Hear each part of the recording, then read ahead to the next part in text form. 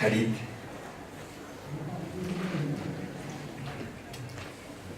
Les étudiants. Le prénom. Hamid.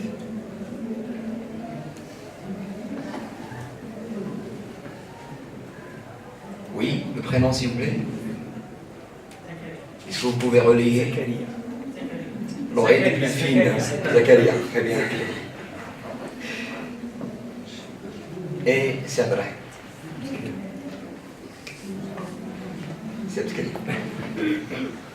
C'est Abdelkarim Chik que je retrouve avec une immense joie. Voilà, donc la parole est à Anouar. Merci. Tu as une voix qui porte. Je voudrais juste remercier Amanso pour la lecture qu'il a faite du texte autobiographique d'Edouard Saïd, parce qu'on a souvent réduit Edouard Saïd à l'orientalisme en l'a confiné dans la posture de celui qui aurait renforcé la dichotomie de l'opposition entre l'Orient et l'Occident.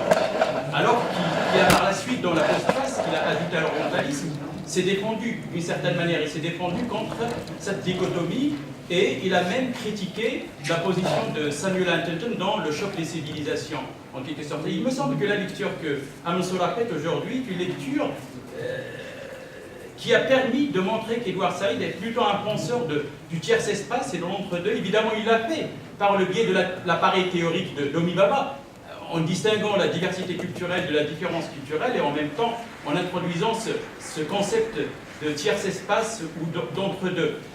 Ça, c'est très intéressant et je te remercie pour cela parce qu'on a souvent réduit ce grand penseur à la dichotomie. Saïd serait celui qui oppose l'Orient à l'Occident, alors qu'il est dans une autre posture, me semble-t-il, celle de la complexité des frontières culturelles.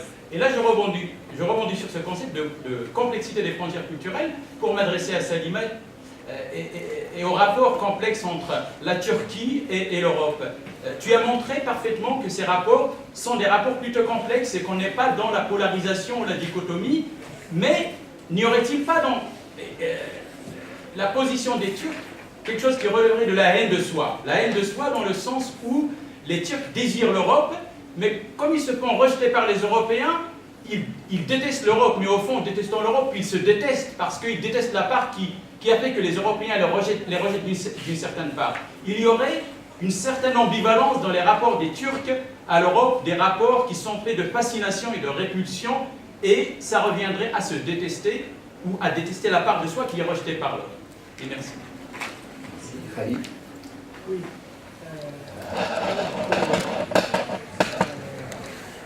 سنتوقف عند مداخلة الأستاذ منصور. تحدث عن إدوار سعيد كتابع بطريقة أو بأخرى، أدخلته في خانة التابع. هل تظن أن تكريس On n'entend pas, il n'y a pas un micro-baladeur non là? Micro-baladeur, je ne sais pas, mais... oui, c'est pas grave. On peut faire un effort.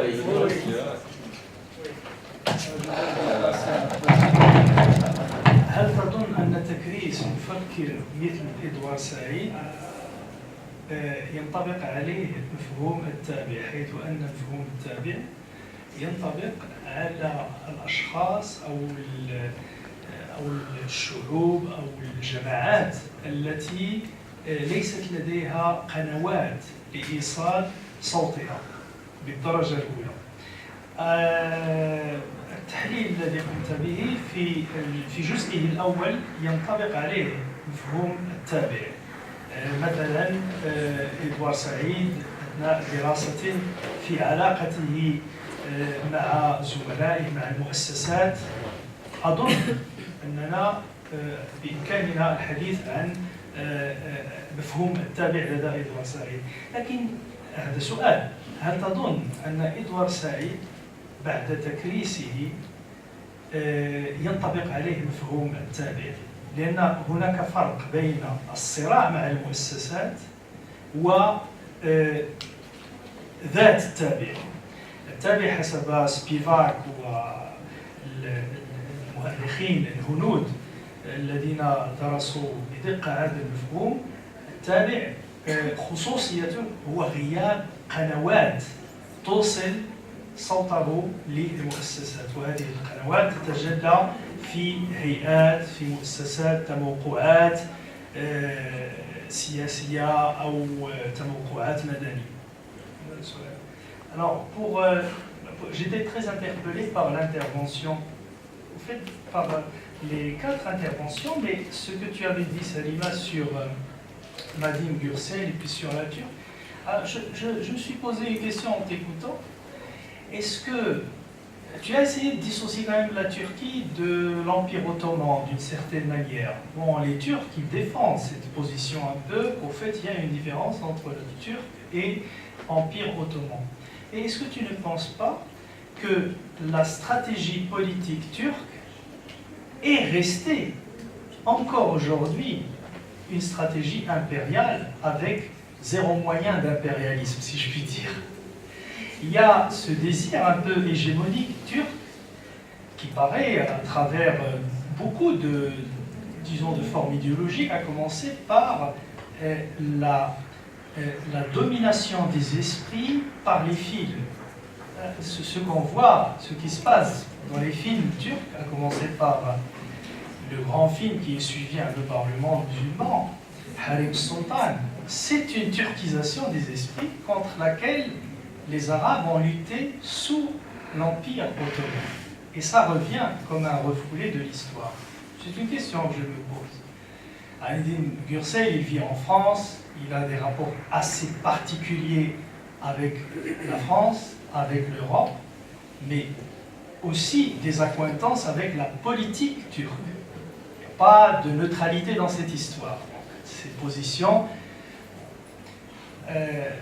alors, tu as parlé de beaucoup de choses sur la question de la langue, etc. Mais ce que tu as dit sur Moustarani m'a beaucoup interpellé. C'est une lecture extrêmement fine et séduisante. Mais je ne sais pas pourquoi tu as donné une image un peu de cette romancière. Je ne sais pas, c'est une intuition peut-être. Comme quelqu'un qui ne fait que reproduire le déjà là. Je ne sais pas. Peut-être que j'ai pas... Parce que ce que tu as dit sur la question de l'amour, le lien avec Marguerite Duras, ce contrepoint de Marguerite... Je ne sais pas, est-ce que tu peux juste revenir sur ce point-là pour que je puisse un peu suivre? Parce que la lecture en tant que telle, à partir du texte, elle est très séduisante.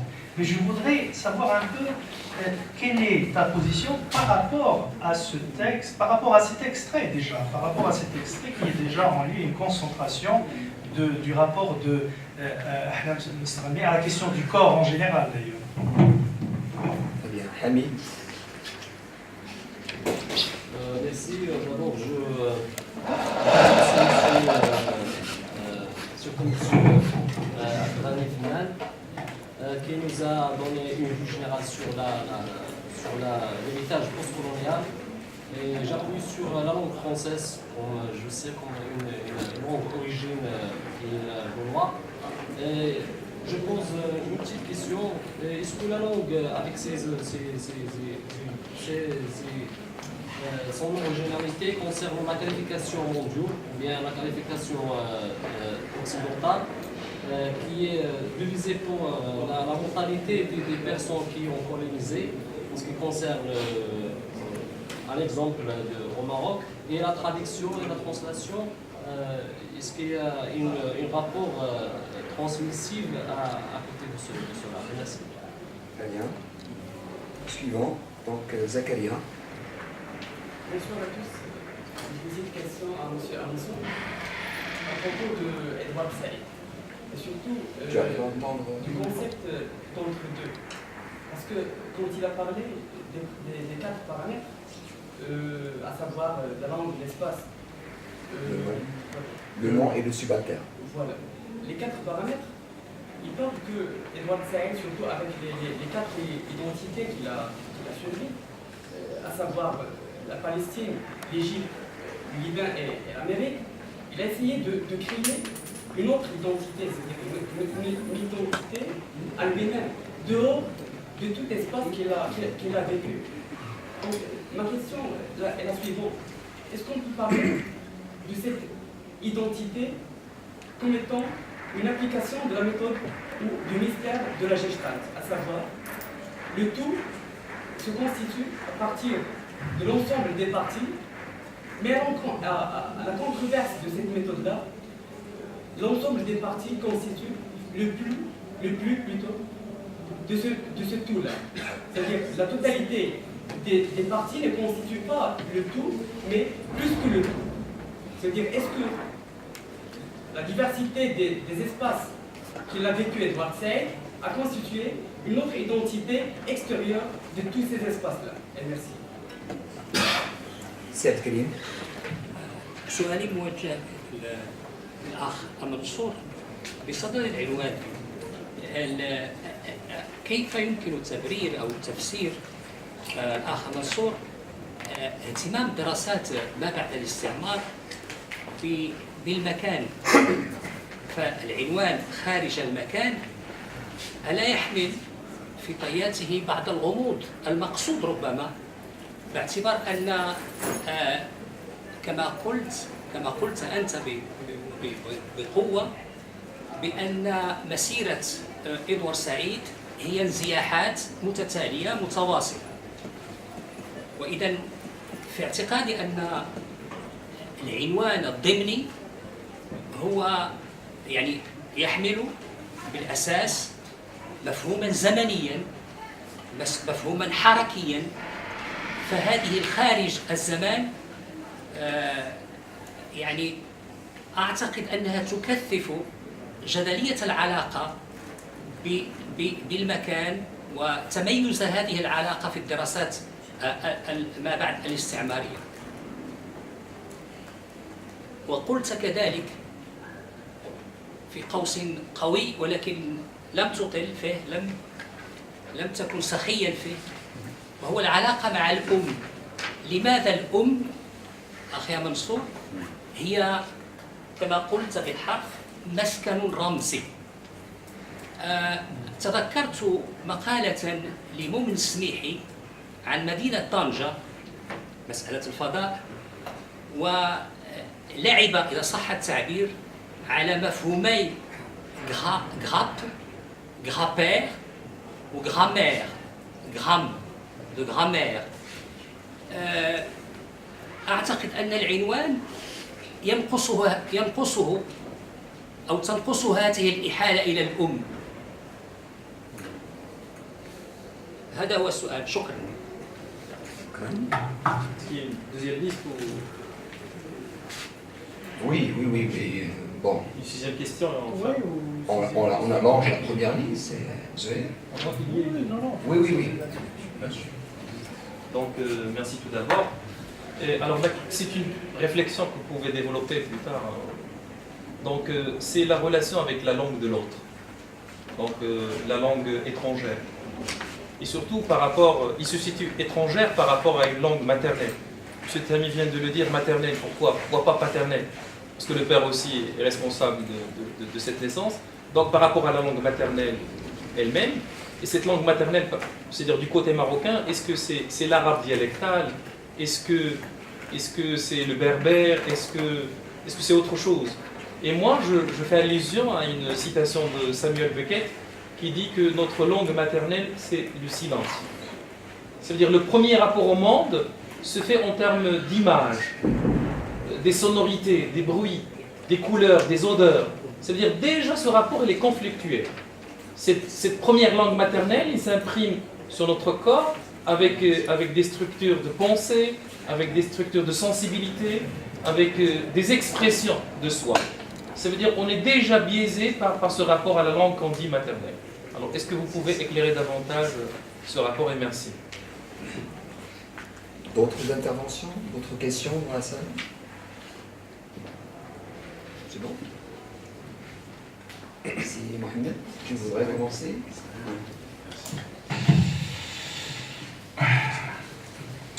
وفي الحقيقة أنا سبق لي أن قرأت هذا الكتاب منذ سنوات،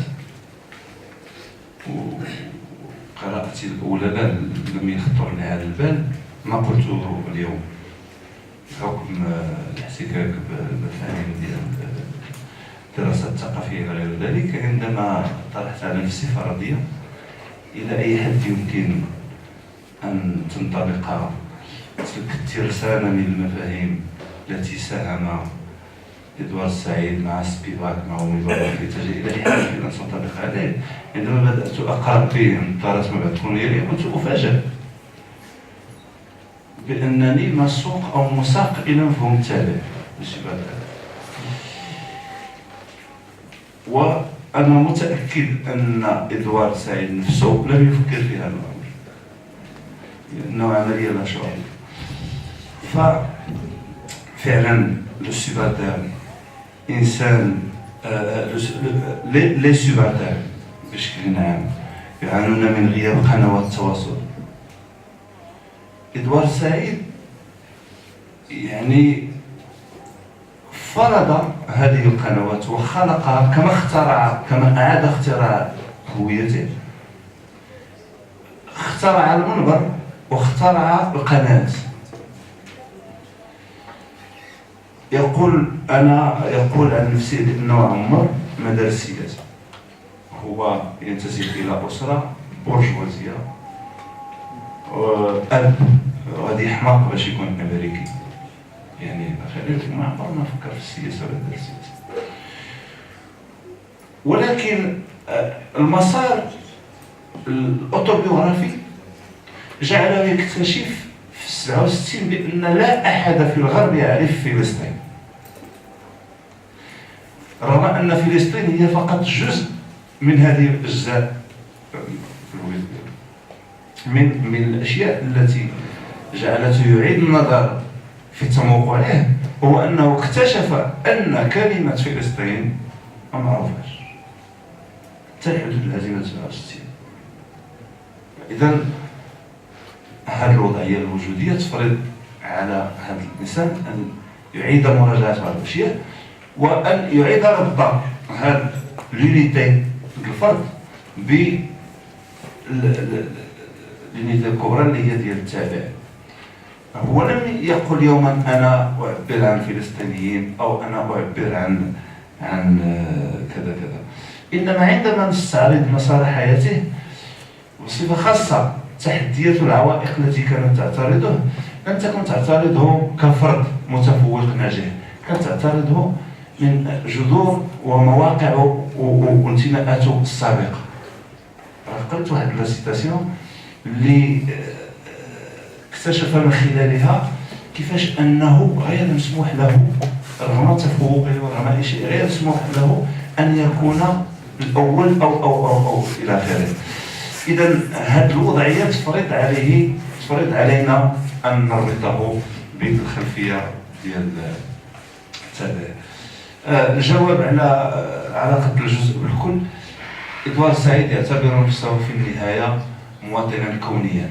أعتقد أنه من الأوائل الذين أدخلوا فكرة أن الهوية ليست قضاء وقدر، وأن الإنسان يمكن أن يختار هويته، وأن مسألة الهوية مسألة إرادة، مسألة اختراع.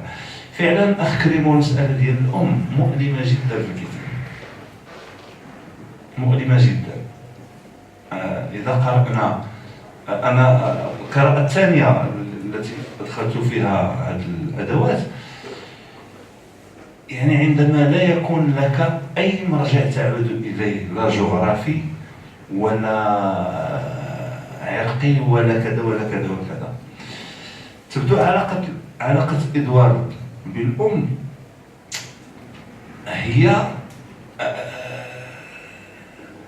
هي الاستعارة غير الواعية التي أنتجها لعلاقة الفلسطيني بالأم وكذا، يعني لامبيفالونس، الحب والكراهية وكذا. أمه كانت متخصصة في تحسيسه بالذنب. فاش كيقول لك بأنه أوكان مومون في حياته ما حس بالفرح أو السعادة بشكل مطلق خارج الإحساس بالذنب، نتيجة أن الرسائل دمو كتقول له في هذه اللحظة اللي أنت ما عرفتش شنو كدير راني كتعذب، بمعنى واحد ما هذاك الشيء غير قابل للاختصار. أنا أحرضكم على قراءة النص. علاقة صعبة. هذاك الحب اللي هو لا يخلو من قسوة ولا يخلو في كل الأحوال. حتى أختصر، أنا أعتقد أن إدوارد سعيد أراد أو لم يرد فقد وجد نفسه ينوب عن نسبته من لا صوت له، وكنظن أنه على بعد شحال هادي باش مات إدوارد وكذا. أنا ما كنعرفو كيعرفني ما تلاقيتو أن آخرين سيرون هذا الأمر هذا، حيث في نهاية المطاف محمود درويش عندما حاول أن يرثيه في قصيدة الطباق وهي من أروع القصائد كيحاول يوصلك بأن الكينونة الفلسطينية أرقى تجلي ديالها هو إدوارد سعيد. هادو راه لي سوبرتير اللي كاين. ميرسي. Je profite de la proximité. Moi, ce que je voulais dire à propos de Ahmed Mostrami, c'est que tout simplement, je ne dis pas qu'il ne fait que reproduire. Moi, ce que je voulais vous dire exactement, c'est que dans ce passage, mais c'est dans tout le texte, il y a deux langues qui font vis-à-vis, il y a un effet de miroir, dont peut-être parfois l'écrivain n'est pas consciente, et qu'il lit en français et qu'il traduit, qu'il y a beaucoup de traductions dans ce passage, mais c'est dans tout le texte. Et ça, c'est un travail qui a commencé dans la langue arabe, moderne en tout cas, depuis Udaba al-Mahjar. C'est-à-dire, je dis dans ce même texte que je pense même que l'écriture contemporaine arabe, toute discipline confondue, est un énorme travail de traduction depuis presque un siècle. Que fait Kilito? Il traduit. Oui, il traduit. D'ailleurs, il a fini par... Alors, quand on voit la structure de la phrase dans les textes de Mohamed Barrada, la structure de la phrase dans les textes de Laroui, la structure de la phrase chez beaucoup Mostrami, il y a une refonte de la structure de la phrase arabe par la structure de la phrase indo-européenne. Des fois consciemment, des fois inconsciemment au niveau de la syntaxe.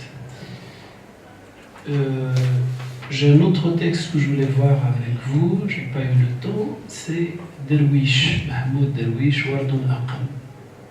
Donc, يحبونني ميتا يقول لقد كان منا وكان لنا سمعت الخطابة إلى آخره. Et donc, déjà, on est dans un genre nouveau pour la littérature arabe, qui est le poème en prose. C'est tout ce que je voulais dire. Je voulais dire que, en fait, cette lutte pour dire que cette littérature francophone est un rejeton qu'il faut, un élément hétérogène qu'il faut chasser, et en fait, on le chasse, supposons, voilà, mais il entre aussi, mais de façon diffuse dans ce qui s'écrit en arabe, et des fois consciemment. Laroui, il est conscient de ça, puisqu'il appelle à la simplification des règles grammaticales de la langue arabe. Kilito, il est conscient, Adonis, tous. C'est cette modernité. C'est ça ce que je voulais dire. Je ne voulais pas la sous-estimer, loin de là, le travail qu'il est en train de faire. Il y a une question sur la question de Arzuela. Je ne sais pas s'il m'a été adressé. Non, mais c'est le monde. Très bien. Salima, si tu as un mot. Oui, alors, par rapport à ta question, Anouar, je suis tout à fait d'accord avec toi. C'est vrai que aujourd'hui, les Turcs sont divisés. Hein. Il y en a qui veulent, il y a 50% qui veulent s'européaniser et 50% qui ne le veulent pas. Et d'ailleurs, le dernier référendum auquel nous devons assister les derniers mois démontre ce désir, on va dire, mitigé. Alors, pour revenir, là, comme je l'avais signalé au début justement de la communication, c'est vrai que le livre de Gürzel est venu bien avant les événements de 2015, parce que de 2015 jusqu'à aujourd'hui, les choses ont beaucoup évolué, elles ont beaucoup changé. Donc on a un état des lieux qui est quand même très différent, d'accord? Donc c'est un livre sur lequel il revient justement sur l'Europe. C'est vrai qu'il a tendance à déconstruire ce discours européiste, centriste. Mais ce que je lui reproche dans son essai, c'est de ne pas s'être suffisamment penché un petit peu sur la construction de l'identité turque. Hein, donc c'est de l'avoir mis un petit peu à l'ombre. Il y croit fortement à l'adhésion de son pays à l'Union européenne, mais en même temps, le fait d'y croire, c'est peut-être, c'est cette manière que je lis. Pour lui, c'est une manière à pousser la Turquie à se repenser autrement, à se reconstruire autrement, il me semble. Alors pour revenir à ta question, Khalid, oui, il y a un désir d'hégémonie toujours là. Hein, il s'est déjà affirmé, manifesté dans le passé, à travers donc, la politique, je dirais, colonialiste de l'Empire ottoman. Mais cette hégémonie, on l'a vu également, même après l'effondrement de l'Empire ottoman, il y a une mise en place de la République turque qui s'est mise en place de manière, on va dire, forcée, elle s'est mise de manière autoritaire. Hein. Donc il n'y avait pas eu je dirais, de démocratie à la base, hein, bien que la République se targue s'être inspirée des Lumières, mais elle est loin d'avoir répondu justement au principe des Lumières, dans la mesure où elle a instauré une véritable idéologie autour de la figure justement d'Atatürk. Hein. Hégémonie, je peux dire qu'il y a, même aujourd'hui, hein, je crois que les figures vont changer, c'est plus la figure d'Atatürk, mais c'est plutôt la figure du président qui est actuellement au pouvoir. Hein. C'est une nouvelle idéologie, je dirais, qui s'inspire, qui est la même, je dirais, le travail est le même, simplement la voie est différente. Là, on va vers une voie, on va dire, plus islamiste, plus, je dirais, plus radicale. Tu as parlé de l'invasion, en effet, des films. Il n'y a pas que Harim Sultan. Hein. On remarque que toutes les chaînes arabes, en général, sont envahies par le cinéma turc, hein, qui a complètement détrôné, je dirais, le cinéma égyptien. Donc il y a cette volonté. Donc l'idéologie, elle est là, elle est présente certes en Turquie, mais il y a également cette volonté, je dirais, c'est comme une prise de revanche hein, sur l'Europe. Hein. C'est-à-dire si l'Europe nous ferme la porte, et si peut-être qu'un jour ils n'auront pas la possibilité d'intégrer l'Union européenne, c'est une manière de prendre la revanche et d'envahir, pas par la force, mais on va dire même envahir les esprits, envahir les cultures. Si Mohamed, tu voudrais dire un mot Oui, non, j'aime bien, je ne connaissais pas cette citation de Beckett, D'accord. Mais j'aime bien le fond humaniste qu'il y a derrière. Hein. C'est-à-dire la première confrontation que nous avons avec l'être, avec le monde, est la même, est universelle. Cet envahissement, comme vous le disiez, si bien d'odeurs, de sensations, etc., et qui n'appartient pas à une langue, à une culture. Effectivement, c'est intéressant. Je vous remercie d'avoir... Parce qu'après, c'est l'aliénation. Hein. Oui. Comme disait Cioran, qui aimait beaucoup Beckett, qui était son ami aussi. Hein. Il en parle dans Exercice d'admiration. Il a consacré un petit texte à Edward Beckett. C'est la chute dans le temps, c'est la volonté, c'est notre consentement à la volonté, comment nous avons cédé à l'acte, à la tentation de l'acte. Et donc par la langue, la culture, l'histoire, d'accepter d'entrer dans l'histoire qui fait notre misère. Mais notre fond humain, c'est celui-là. Très bien. Dernière question, bon. Bah, écoutez, je voudrais... oui. J'ai pas compris à vrai dire la question. Oui, pour un étudiant, donc... Oui, mais il est parti. Ah, pardon, Hamid, je croyais que tu parlais du Zakaria. Pardon. Tu n'as pas compris ma question. La question, c'est est-ce qu'il y a la langue française, est-ce qu'il y a une influence, puisqu'on est à l'origine arabe et berbère, est-ce qu'il y a une influence au niveau de notre vie De notre vie quotidienne? Il y a une influence qui nous rejette à oublier nos origines. Une influence de la culture française sur le... Ouais. J'ai pas encore compris, mais bon, pour moi l'influence elle est évidente, elle est vécue au jour le jour. Donc, la preuve cette situation. Très bien. Donc sur ce, je voudrais quand même adresser mes sincères et vifs remerciements au comité d'organisation et le féliciter par la même occasion. Donc voilà. Parce que ça s'annonce bien. Je remercie les intervenants pour la richesse de leur intervention. Les journées d'études se poursuivent demain matin, donc avec des interventions tout autant variées que riches. Voilà, merci. C'est, on va dire 9h15. On va essayer d'être là à 9h15 pour démarrer à 9h30. Merci et à demain.